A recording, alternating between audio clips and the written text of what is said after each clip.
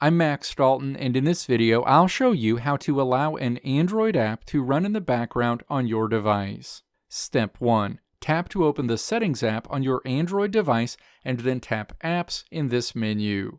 Step 2. Scroll down to the General section and then tap App Battery Usage. The associated menu opens where you'll see a list of all of the apps installed on your device.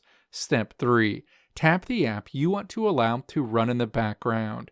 The App Battery Usage menu opens. Step 4. Navigate to the Manage Battery Usage section and then tap to enable Allow Background Usage if it isn't turned on already. This Android app will run in the background going forward. Let me know if this video helped you out in the comments below. If you liked what you saw here, click the video links on the right side of the screen to check out another video.